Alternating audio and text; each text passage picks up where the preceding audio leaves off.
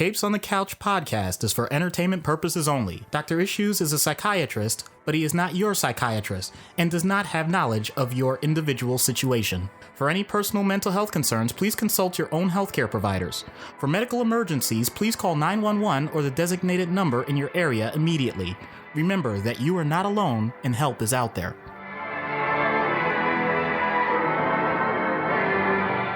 Hello and welcome to Capes on the Couch for Come Get Counseling. I'm Anthony Sitko.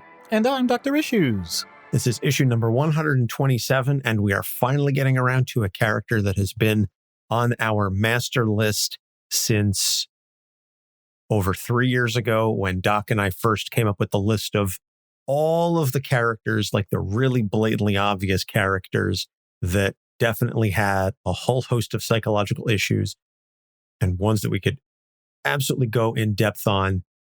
And again, it goes to show how awesome the show is and how many characters and the width and breadth of characters that we've done, that it has taken us 127 episodes to get to Dr. Victor Von Doom. Yeah, he was one of the characters that you just immediately think of when you think of the premise of this show.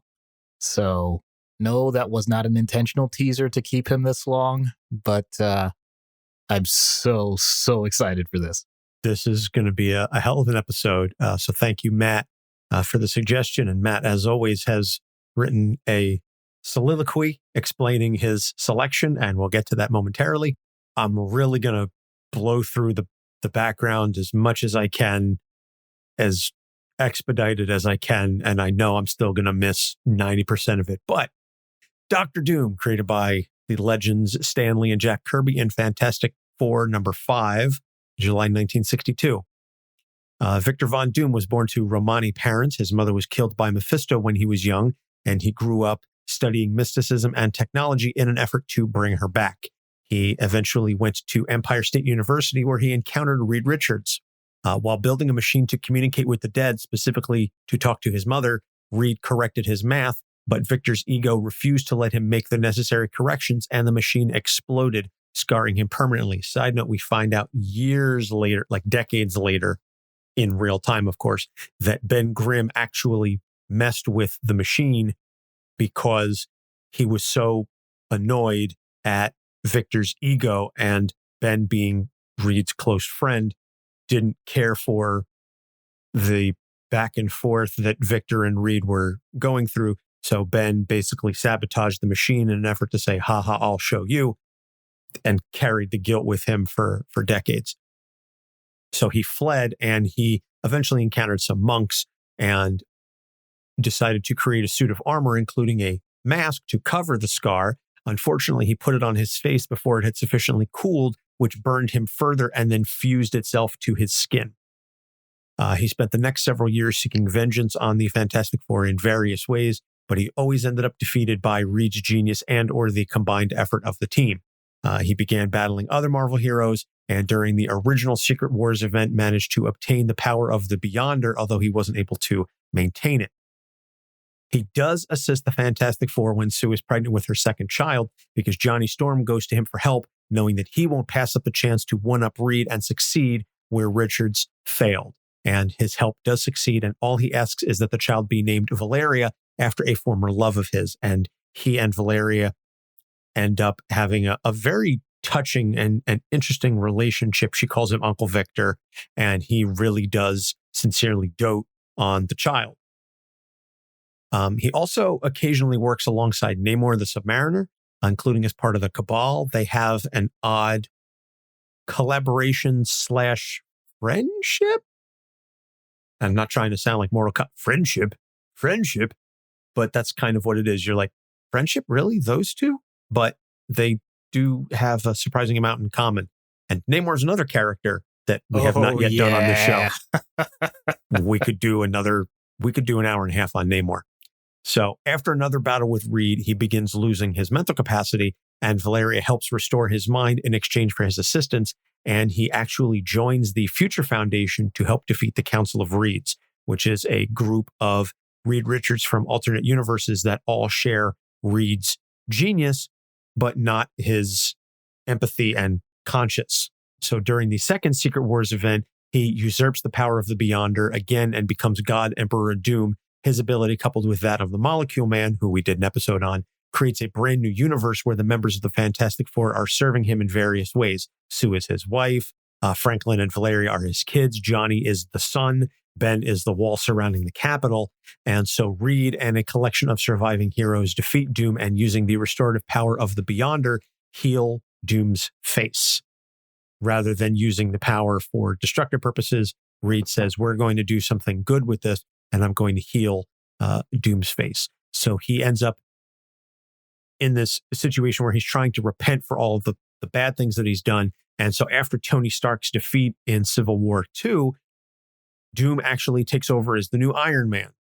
And he serves heroically for a time until he ends up attacked by the Hood, where he gets burned yet again. This is to say nothing, by the way, of his pseudo-son Kristoff and his control over Latveria, where he does serve as the head of state and essentially utilizes that fact and the diplomatic immunity therein to prevent any major retaliation upon him, because he basically goes to the United Nations and all the governments of the world and says any attack on any Latverian period will be met with a swift and thorough response from me personally. So Latveria is essentially left alone because nobody wants to incur the wrath of Doom. You would think then that a egomaniacal despot like Doom would rule over his country with an authoritarian hand, and you would end up with a situation not unlike North Korea, but yet Latverians are very, very well off. Doom sincerely and honestly cares for all of his people and has provided them with all the comforts of home. No Latverian wants for anything ever. And so it's this whole notion, and we're going to get into that in the issues as well as when I read Matt's description in a second, but it's this idea that Doom uses Latveria as his example to the world of what everything could be like if only you would serve under me. So Matt, as I said, as always, writes a wonderful description and this beautiful write-up. And so I always like to read them because A, he does a better job of explaining things than we ever could, and B, just because he's just that damn good with words. The two traits that have defined his character for 60 years, the narcissistic personality disorder to end all narcissistic personality disorders, and the mother fixation to end all mother fixations, both just amped up to 11 and beyond. But he certainly makes it work, doesn't he? You honestly can't tell me if you drop the comic book version of Doom into the real world, not only would he not be out of place among the pack of sideshow clowns who have been running the world since the fall of communism, not touching anything over the last several, especially the last presidential administration, but he'd be among the most revered leaders in the world for his effectiveness in providing for his citizens. That certainly wasn't the case. And I wonder if it's the rare instance of a narcissistic personality disorder being used for good. Latverians canonically have a first world standard of living, universal education, free healthcare, little to no pollution, no crime to speak of, and an economy that's as thriving as a country subject to constant embargoes from the United States can be. Moreover, every single one of his citizens matters to him, the same as if they were extensions of himself, which, let's face it, is probably how he views them.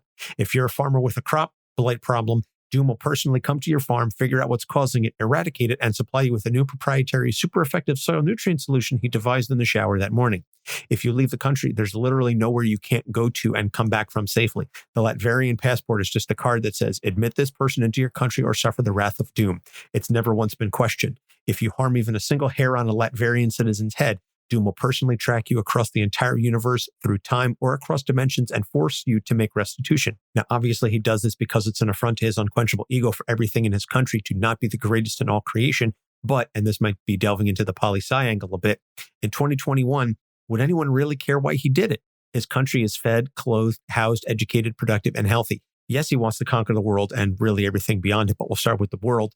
But it's because he genuinely believes that humanity is being deprived of the benefits they would have under his magnanimous rule, and I'm sure it legitimately breaks his heart. As a psychologist, how would you even start getting through to him? What kind of circumstances would you need? He's got to be one of the toughest nuts to crack in any comic book universe. And Matt is absolutely right. At one point, and again, this is going into the comics, he encountered the Panther God, Black Panther's god, and he laid his soul bare, and the Panther god revealed that he legitimately wants humanity to thrive in a utopia. That utopia just happens to be one in which all serve doom.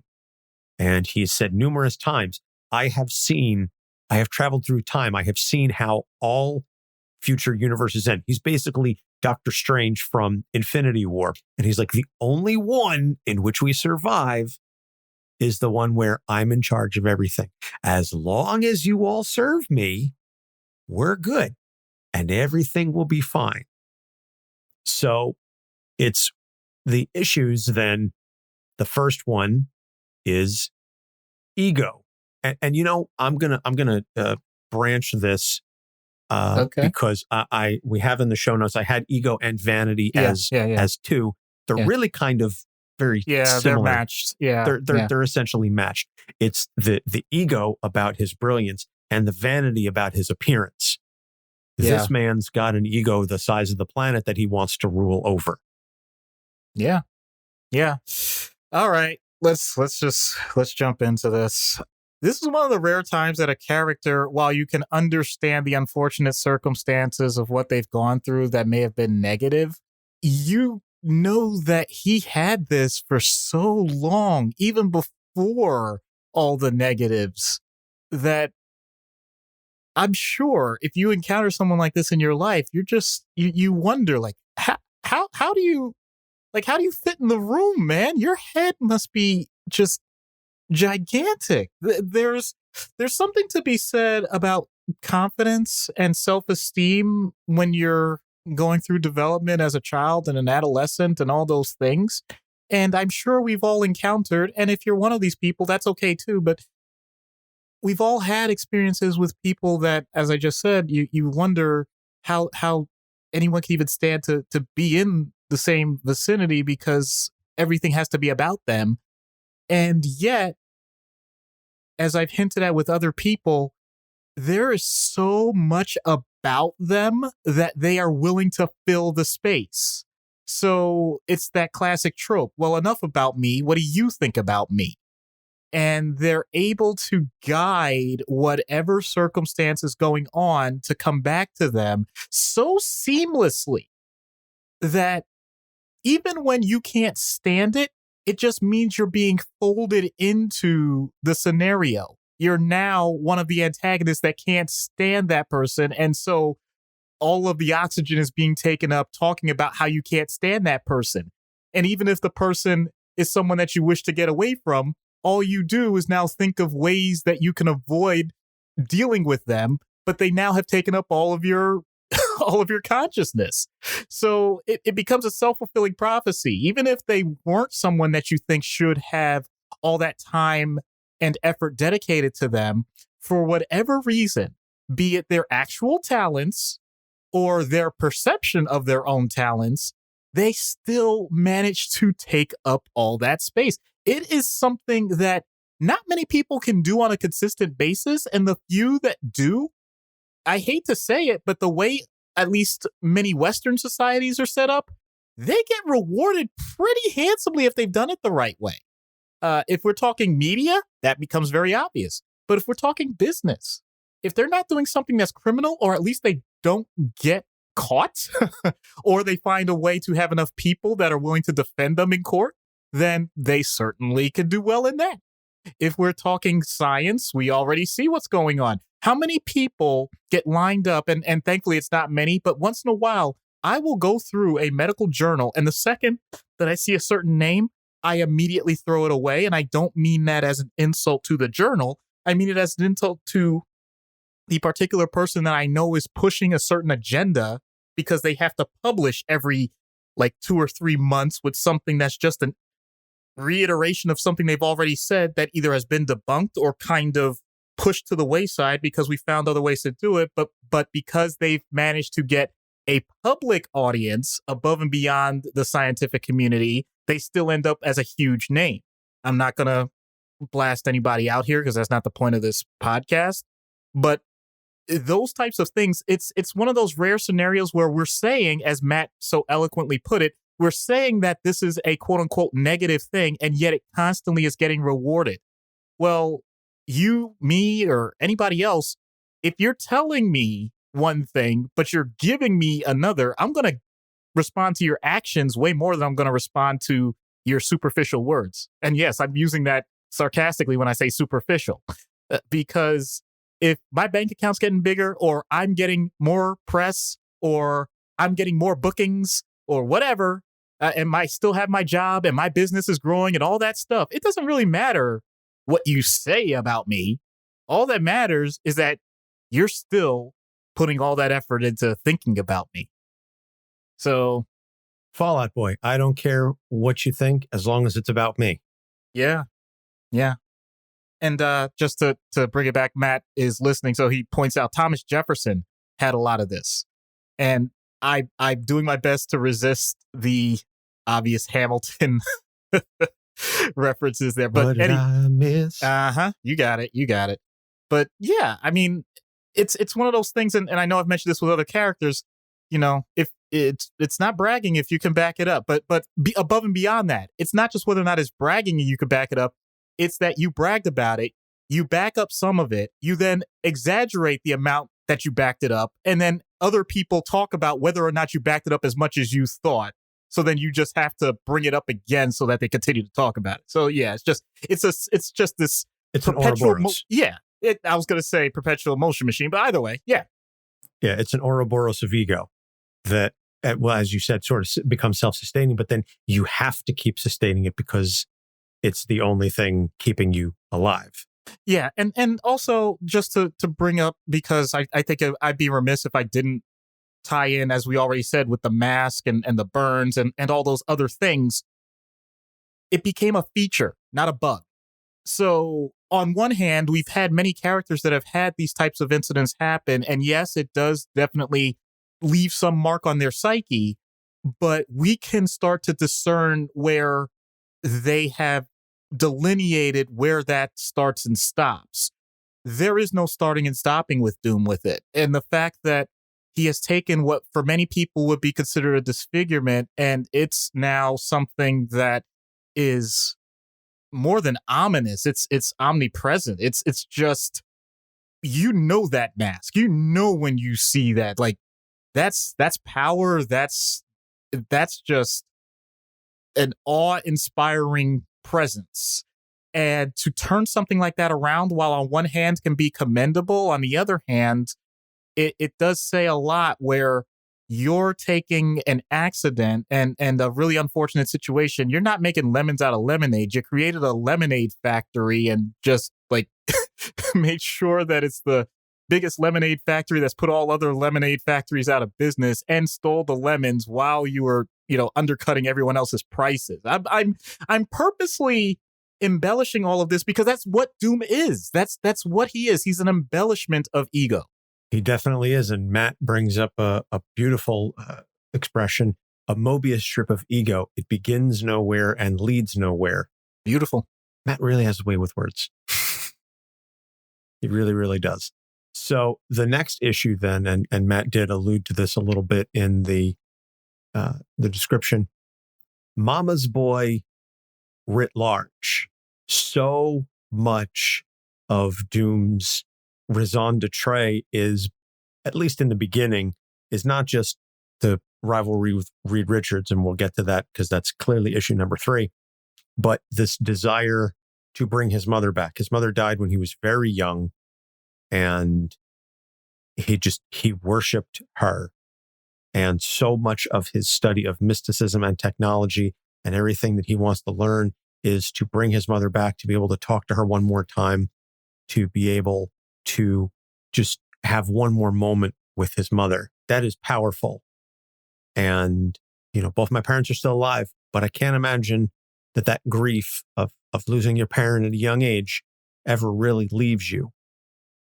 Yeah. And as always with this show, we are very real and down to earth with ourselves, and I'm going to do that with myself. So I'm not delusional. I know my mother is alive, but in a certain way, and anyone that knows me personally knows what I'm talking about here. My mother, well, much of my mother is gone. And I am definitely a mama's boy. So I'm what I'm about to say about Doom is something that I also acknowledge.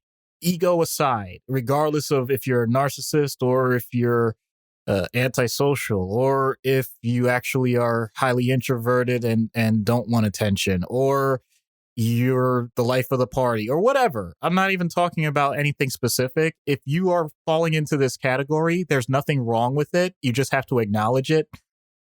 There is a certain bond that happens with a mother and a child for obvious reasons. It's a survival point. You don't exist without them. And in theory, for a certain period of your lifetime, and we don't have to get into how long that can be, they can provide you nourishment as long as they're healthy. So you can be, you can have everything taken care of by that one person in existence for quite a long period of time when you're developing. So from that standpoint, that bond can be incredibly powerful. But also there is, and not to be gender specific, but I'll admit, I have a selfish reason to say this as a male, where there can also be an idea of reciprocating that feeling, that emotion. As you get older, a lot of children have this with either one of their parents, where they've done so much for you, you want to do the same for them. And in this case, Doom never even got that chance. So Victor, not just having that love of his mother, but also the idea, especially let's go back to that ego, the idea that he could do so much for so many people, and yet he didn't get the chance to really do that for her. And then through all of his study, the idea that you get a do-over, who wouldn't take that? That's not just a Victor thing. I mean, that's something like, really, if someone could walk up to you and said, let's be honest, without major repercussions to anyone else, you could have that person back in your life. That is an amazing idea. It's a fantasy. It really is, but it's a tempting one. And this is where comics really can bring forth some level of visceral response that you can't say otherwise. I know I feel this way, and I'm sure other people do. I would give anything to have certain conversations and moments with my mother back. And the idea that I could put and dedicate my life to doing something like that, I can't blame him on that. But there's another side to this, regardless of the fantasy of that also can come into play. And that is, I mentioned the protective factor, that can go a negative way too. And this comes up generically again. This can come up in the schoolyard. Don't you talk about my mama. Don't you dare talk about my mom. And a level of anger and being easily frustrated by people that are attacking family. It doesn't just have to be a mother, but just having a highly reactive emotional formation to external insults or just even questioning, can lead to people putting themselves in situations that maybe they shouldn't. And a lot of times it means that you become irrational when it comes to certain circumstances. I'm going to give a very baseline example of this. Let's say, for no reason or no fault of anyone else, a parent is caught, let's say, stealing or caught cheating on something, whatever, a negative situation. Some people will just blindly do whatever they can to either cover it up or fight it as best they can or do whatever they can because it's this person that's so important to them. Facts be damned. There is a certain ground where you recognize you're not going to fit with the rest of society on how they're going to view this. And while it's commendable that you want to feel that way about family and you want to do something like that, recognize that you're also putting yourself in harm's way if you're willing to go away from society's norms to that extreme a level. And think about how Doom was handling all of this when you add in how he presents himself in the first place. And that's how you get such a tight and well-crafted origin for a character like this. This is one of those rare times where even with rewrites, even with other factors that come into play here and there, this character is so well crafted that you just within the first few issues of whatever you picked up with him, you knew what you were dealing with Victor. And yeah, the mama's boy thing is a big part of that. And we'll get to, because we already did the ego, we'll get to the other big one in just a little bit. Yeah, and Matt points out, particularly since he knew his mother's soul was canonically in Mephisto's hell, that has to add a whole bunch of layers to it. That is the other part of it, certainly, that it's not just that his mother is dead, it's that his mother was killed by Mephisto and is rotting, his mother is in hell. So it's not just that I want to talk to her again, it's I need to rescue her. Yeah. Yeah, and that's, well, ironically, I didn't know Matt's comment was there, but that that actually does play directly into what I was just saying. Like, not that his mother had done anything specifically wrong, but I'm just saying, when you think of the idea of hell being a punishment and, all of that, it's like, okay, but if someone's in a bad situation because they've done a bad thing, you want to help them, but how do you help them? If you're a mama's boy, you have this temptation of not just, wanting to help in a way that's considered ethical and valuable, it's also potentially highly destructive to other people and illegal. So there's always that risk too. So, yeah. Yeah. So the last one, and again, we could go on and on about Victor, but the last one is the rivalry with Richards.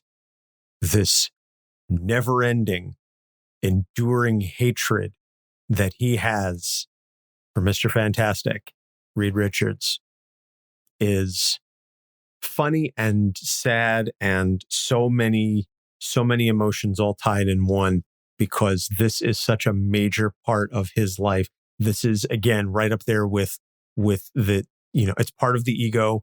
It is certainly connected to the ego, but in particular, it is distilled. It's not just that he can't let anybody beat him. He'll not that he takes any defeat laying down, but especially not Reed. It is personal. It is bitter. It is angry with Reed Richards. And to spend decades of your life, again, not just with the ego, but decades of your life loathing a particular individual and doing what you can to one-up them and fighting and doing whatever you can to show that I am better, I am smarter, I am stronger and more powerful than this hero. Why don't you love me like him?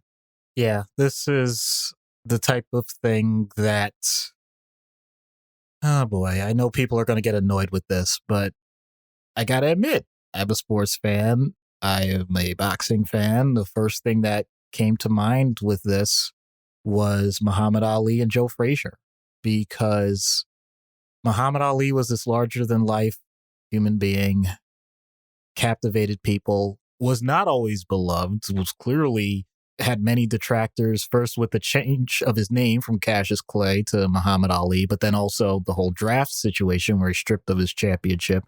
And you have Joe Frazier, working man, common man, but incredible infighter, just, hardworking, obviously highly skilled and talented, ends up winning a championship. So then you have the personality clashes. But there was a difference there, and this is where I'm going to equate it directly with this situation in the comics.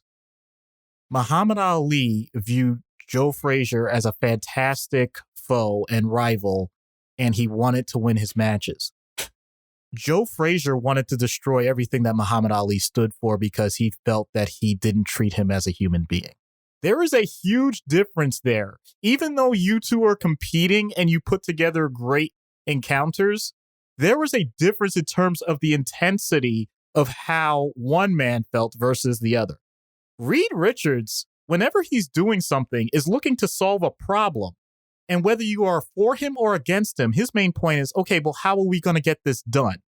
As opposed to Victor, who is more like, whether or not there is a problem, I have to beat you. In other words, what are your priorities? Are your priorities the task at hand, or are your priorities the person? And Reed will always put the situation above the person, to the point that it's always been a joke once they started making this type of diagnosis. Was he on the spectrum in terms of autism, in terms of how he interacts with things? Because sometimes it seems like he completely divorces his emotions from his intellectual discussion of things.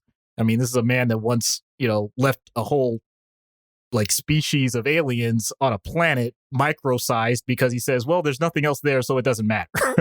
But at the same time, Victor, it's incredible how for someone we said has an ego, and in theory that means wouldn't have the same concern for other people, he's willing to make it a one-on-one with every single situation, every single encounter. In other words, if he had the actual time to do it, if he were talking to an audience of millions, then he would want to know, what do I have to say to each individual person to get them to understand what's happening?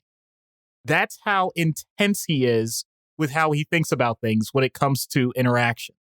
The fact that there's someone, though, that has similarities, and this is what really gets to him, similarities in intellect, similarities in terms of public attention. I'm not saying good or bad, just the magnitude. And you match that along with, in theory, when you think about them being at university and all of that. So now you're talking similar cohorts in so many different ways. And then, of all things, to bring it back to that Ali Frazier thing, you actually have to have direct personal interactions with this guy and make it productive in something that is important to you, and it went wrong with the most important thing in your life. This isn't a matter of whether or not you hold a grudge. This is a matter of if you ever put another grudge as high as this one. Because Victor will hold many grudges forever. That's not the question. The question is, how does he rank them? And if you are worthy of continuing to be in his purview, then may heaven or whatever deity, whatever thing you think exists, may it have mercy on your soul, because he does not let go. And to bring this back, because if I take the analogy, I'm going to actually give some of the information, and it's really unfortunate because there's been multiple documentaries on those two fighters, but at one point, and I don't know if it was still there, but Joe Frazier actually, if you called his cell phone, there was a poem, and I'm going to say this is float like a butterfly, sting like a bee. Look at the way he is, and you'll see. Referring to Muhammad Ali's Parkinson. And so, wow. Yeah, that's what I'm getting at. That's how bitter that was. And Ali, whenever he did interviews, pointed out it wasn't that way for him. So it isn't just a matter of whether or not people can have a beef. It's that it is so lopsided in terms of how one person feels versus the other, even when they acknowledge it's a rivalry. That's pain.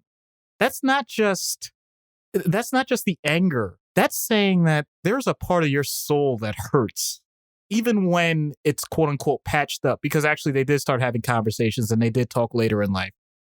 But you could tell that's a wound that's never going to heal, And Victor, forget the scars, whether they're there or not. That's an indelible mark that his just entire profile will never allow him to forgive. I mean, that's the problem. It's not just whether or not he thinks he's right. It's just that he knows Rita's wrong. Yeah. Yeah, just things like that. I mean, I'm grateful that I've never been in something like that, because I just, that's not the way I live my life. But for those of you that, if you feel like you're in that scenario, just ask yourself why. And is it truly worth it to you? I'm not saying it's not worth it to have competition. I think competition is amazing. But even when we say rivalry, can we acknowledge that there's a level that goes above and beyond that actually does mental harm? Can we really just say that out loud, please? Please? You get no argument from me. So we're going to take a quick break, and then when we get back, we will get into treatment. So stay tuned. This podcast is sponsored by BetterHelp. Is there something interfering with your happiness or preventing you from achieving your goals? BetterHelp will assess your individual needs and match you with a licensed professional therapist. You can begin communicating within 48 hours. It isn't a crisis line. It's not self-help. is professional counseling done securely online. BetterHelp has a network of over 15,000 counselors with a broad range of expertise. You can log in and message your counselor anytime and get timely and thoughtful responses. You can also schedule regular video or phone sessions, no waiting room required. BetterHelp is committed to facilitating great therapeutic matches, so they make it easy and free to change counselors if you feel you don't have a good connection. It's more affordable than traditional offline counseling, and financial help is available. BetterHelp wants you to start living a happier life today. Visit betterhelp.com/capes, that's better HELP, and join the over 1 million people taking charge of their mental health with the help of an experienced professional. Special offer for Capes on the Couch fans. Get 10% off your first month at betterhelp.com/capes. Hi, I'm Tanner. And I'm Lindsay. And together we host a podcast called Not If I Reboot You First. It's a show where we take our favorite properties and reboot them before Hollywood gets the chance to. We also do adaptations and spin-offs and sequels, but everybody seems to call those reboots too. It's everyone's favorite buzzword. Sometimes we make something really good, like when we turned The Mummy into a proper pilot for the Dark Universe. Sometimes things go bad and I drunkenly yell at J.K. Rowling for an hour. And sometimes it gets really weird, and we time crash the entire Mighty Ducks franchise into a single universe. So join us every week for something that's a little bit like brainstorming fanfiction. Follow us on Twitter at NIIRYFPod. Those are the letters for the name of the show, and it's pronounced NIRF. I turned Princess Belle into Iron Man once. Wait, what?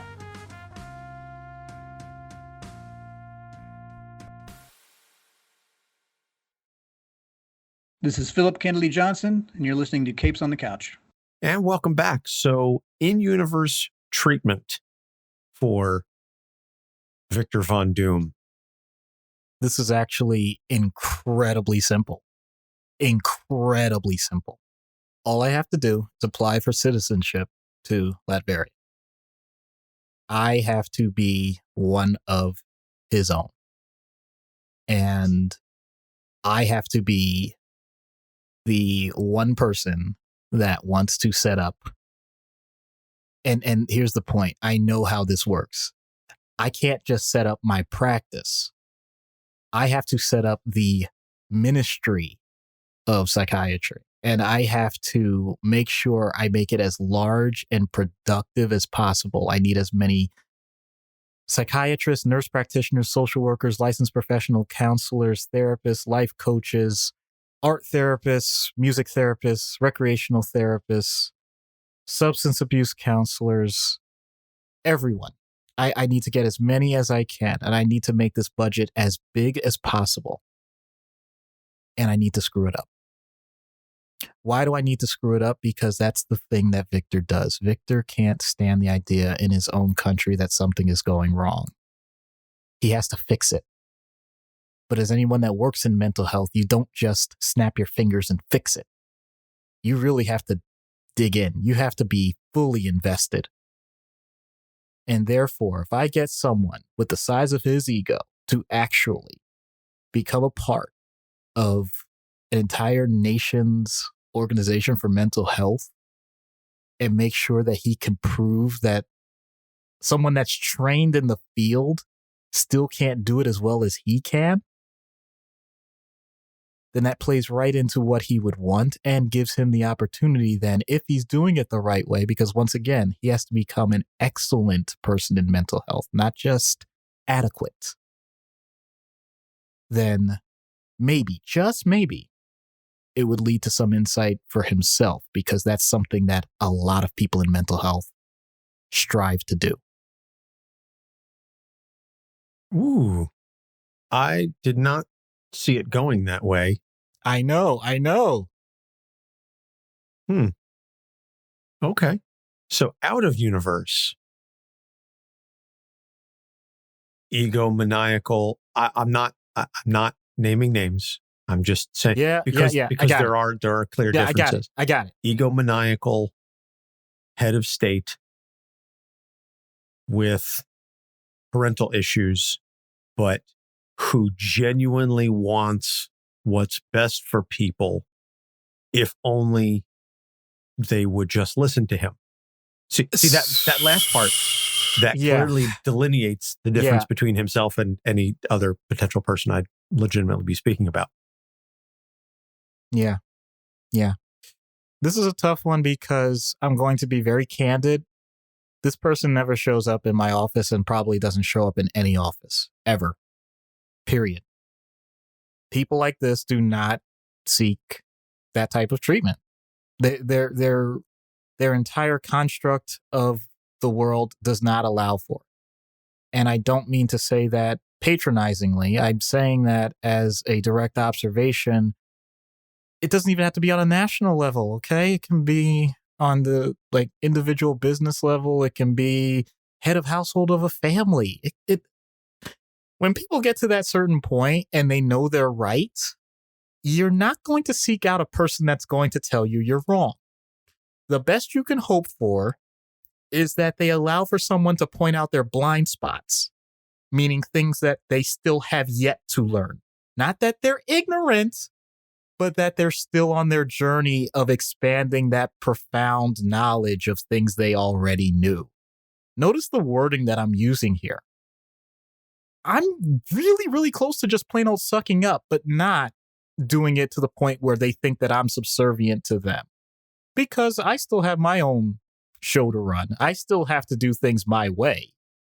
But as long as I let the person think that they're leading everything, then it plays right into what they would want. But once again, the main thing is getting them in the door, and it just doesn't really happen.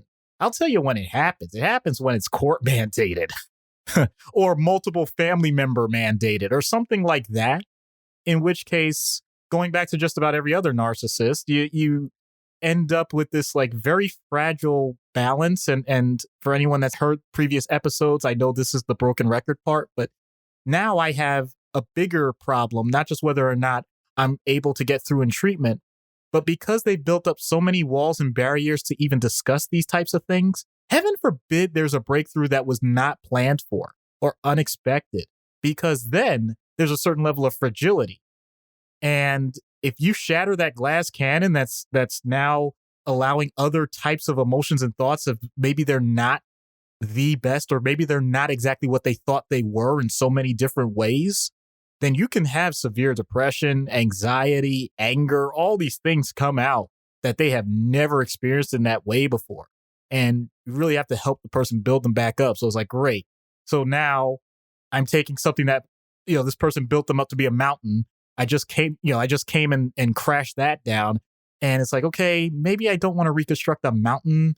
Maybe I do, but I don't want a molehill. So I got to go for decent size.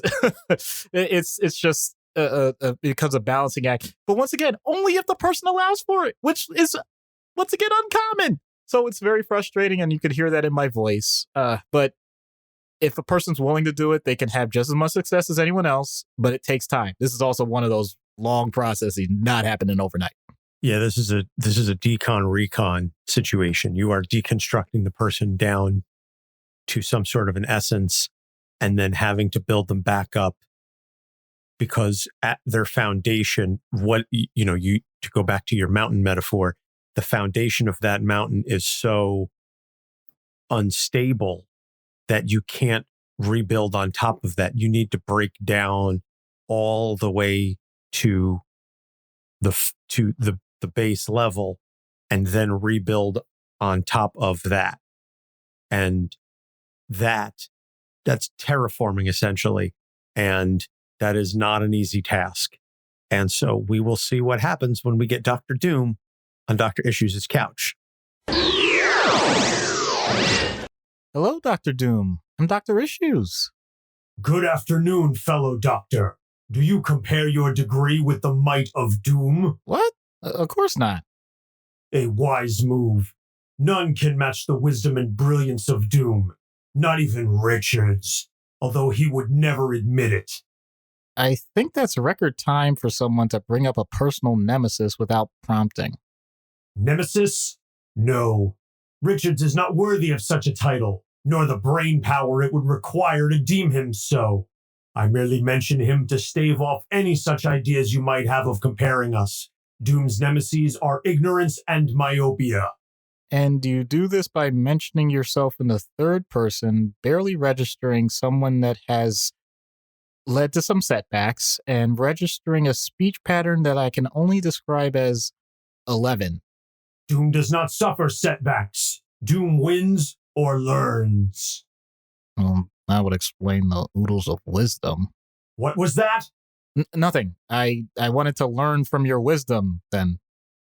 How have encounters with someone like Richards educated you from an emotional intelligence standpoint?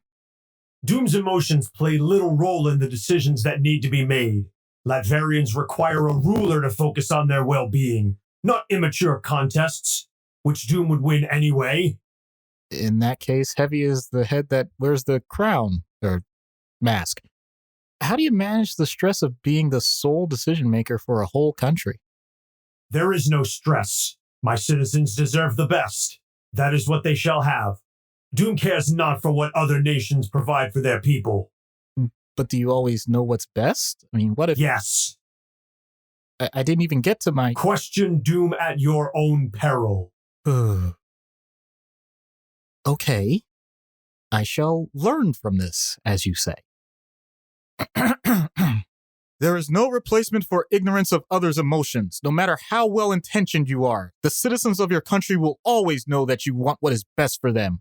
When will you know before their revolution that they have changed, as all humans do? Doom standards evolve with time. Do not confuse disregard for political niceties with lack of concern for the citizenry. Every Latverian is important to Doom. The opinions of the rest of the world are irrelevant, however. So people aren't important. Got it. Until humanity recognizes their best hope of survival and advancement is through Doom, the focus shall be on the best life for Latverians. Doom cannot force mankind to see this, only provide a living example for them to strive and ultimately fail to achieve. Cool. So the rest of humanity survives its own way and sees this nice, shiny, relatively small, fancy object of a country that they can't have and whistles on by? I mean, history's most elaborate footnote from your description. If only everyone else had listened, then the ultimate martyr would have had a brighter day in the sun. Doom has foreseen all the timelines. The only one in which humanity survives and thrives is that which Doom controls. The world ignores this at its own peril. The world ignores a lot of things all the time. Each person has their own idea of what's most important to them in each moment. What you're asking for is the world to recognize you as the most important thing at some moment. You know, you tell me. Based on a 1 in a whatever number of scenarios with a population of billions, each with their own free will, most with no knowledge of the things you speak, and the odds of winning a genetic lottery to be born in the country you rule. For someone with the largest aspirations known on the planet, you really sell yourself short in the marketing department. Doom does not sell anything short. Doom is no mere carnival barker. There is no overstatement or exaggeration involved. Doom merely speaks facts. The world is in grave danger unless fealty is sworn. You speak of Doom's disregard for humanity and free will. It is born of an overwhelming love for humanity above all else that drives Doom. Your continued blindness towards this makes Doom question your credentials. You are even less deserving of your doctorate than Richards. I'm not stupid enough to say that you're wrong in your convictions. I'm providing the perspective of someone who hears these sorts of comments from multiple people with regards to their importance in the world. I know you're wise enough to look at someone else's perspective, so take mine. If multiple people claim they're number one at the same thing and with the same conviction, then how do I discern what's fact versus narcissistic conjecture? I legitimately want your guidance on this. Doom is number one because Doom wills it to be so. In addition, Latveria's standard of living is proof of Doom's magnanimous nature. If all mankind enjoyed the same benefits, there is no end to what could be achieved. So it is not mere conjecture or boasting, it is factual. Doom's leadership exceeds all others. Magnanimous? By that logic, you'd be willing to give me some credit for taking the time as an outsider to try to learn your motivations, your culture, your experience. So it shall be. What's this? Why would I get a notification from my bank? I don't even have it linked. What did you do? You dare question Doom's sincerity in his love of mankind? If you truly are an ambassador to Latveria, Even if Doom does not require such need of a doctor, I do not waste resources on such an encounter. Are you overpaying to make it seem like this session was more important than it appears, even though you disagree with me? This is the experience of all who serve the health of Latveria. So you're saying this is my money at this point to do with as I please? Do not challenge the benevolence of Doom. Alrighty. Just let me get this transfer going and there. Okay. I'm glad that you are such a fantastic soul. Doom is quite aware of your puns. What did you just do? I just donated some excess money, net of my standard fee, of course, to, a few things. A future foundation, maybe the fantastic. This insult will not stand. What insult? You've collaborated before with the Future Foundation to save existence itself, and after all, this is my choice, not yours. I think they may be perplexed by the, for the good of Latveria comment. If there is a meeting of the minds with Richards because of this, then I will hold you personally responsible. And I will be obligated, based on your oft-mentioned wisdom, to acknowledge my role, since I really can't lie about it. Would you rather me be an anonymous cog in the wheel or part of your team to make ongoing improvements? Doom has no need of a team, but a subservient advisor may prove of use from time to time. Consider it done, non-citizen minion of mental health. Minion? Well, that's better than prisoner or casualty, I guess. Your gratitude is appreciated. Doom has spoken. So you work for Doom now? Think of it as more of a soulful advisor. Okay, soulful advisor. Recommended reading would be Fantastic Four. The old, like the Stanley, Jack Kirby Fantastic Fours. I would say any one of them really. Matt points out Doom has been remarkably consistently written over the decades because the character is so pure that you know what you're getting with Doom. Even under Byrne and Englehart, when things shifted a little bit and he was focusing more on mysticism and stuff, there was still the base of the character there. To be honest, and I know we didn't even get into Doom bots or any of that other stuff. I know. Well, I was going to say, even if for whatever reason, like if you're more into video games right now, if you play Marvel Ultimate Alliance, I feel like that was just a great way, even though he's not heavy in the game itself until the very end. He runs through the entire story and you just, it really does justice to his types of aspirations and how he would go about things and what happens when he's defeated. Like, that's as has already been pointed out. Like, it's actually very simple to write for him, which is why I don't understand why we have such terrible Fantastic Four movies.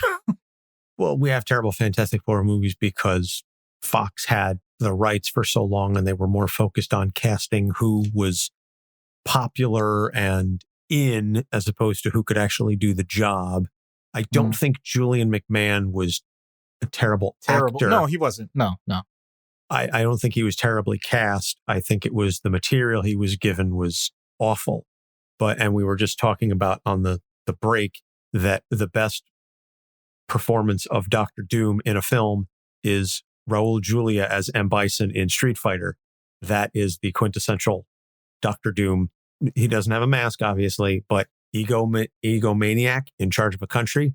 Now, the folks who live in Shadaloo are not nearly as well off as Latverians, but pretty much everything else. And Matt also points out the original Secret Wars is great for recommended reading. That's just a great miniseries in general for all of the reasons. You get the Black Suit Spider-Man and a whole host of other things. So yeah, go back and read the original Secret Wars. I did also enjoy the new Secret Wars, not to be confused with Secret Wars 2, which, from the 80s. I mean, like the redo of Secret Wars from like 5 or 6 years, 5 years ago or so, where Doom does, with the incursions between Ultimate and 616 Marvel, and Doom takes over the universe and basically breaks up the Fantastic Four and has them all serve him because he's petty AF. So a great review read that we got. a unique concept with a super delivery, a unique take on your favorite superheroes, diving into a side of them you might not often think of right away. Should they be in therapy? Find out by listening to Capes on the Couch. That's a 5-star review from the Good Game Guys. So we appreciate that support as always. And you can leave us a review on Podchaser or Apple Podcasts or anywhere, any platform that allows you to leave a rating and review. And if you email us at Capes on the Couch with a screenshot of that review and your address, we will send you a sticker as a way to say thank you. So upcoming episodes are Jocasta, sister/wife/daughter of Ultron. I forget. She's connected to Ultron is the takeaway from this. Then Amanda Waller, another Matt episode. So it's not quite back to back, but Dr. Doom just happened to come up in the rotation. But Amanda Waller, we're going to throw in there because of the Suicide Squad movie coming out soon, which I definitely want to see. And then 5 from the Umbrella Academy. And if you're a patron, you know that we reviewed volume 1 of the Umbrella Academy way back, several months ago. So definitely go and check that out. And you can, as always, find all of our episodes on our website, capesonthecouch.com. We are on Facebook, Instagram, and Twitter at Capes on the Couch. The aforementioned capesonthecouch@gmail.com if you want to contact us and ask us any questions or, just generally leave us some commentary or your thoughts on our episodes. I also think that if you're listening to this episode or if you're reading Dr. Doom, you should listen to Mad Villainy by MF Doom. Rest in power, Daniel Dumoulin. Hell of a rapper. Yeah. So, Doc, anything you want to add before we leave? When you think of someone like Doom, there's a lot of anxiety, fear, sadness, pain, suffering. But think about it. If you just turn that around, you'll end up in control of your mood. Boom. For Doc Issues, I'm Anthony Sitko. Thanks for listening, and we will see you next week. Capes on the Couch podcast is for entertainment purposes only. Dr. Issues is a psychiatrist, but he is not your psychiatrist and does not have knowledge of your individual situation. For any personal mental health concerns, please consult your own healthcare providers. For medical emergencies, please call 911 or the designated number in your area immediately. Remember that you are not alone and help is out there.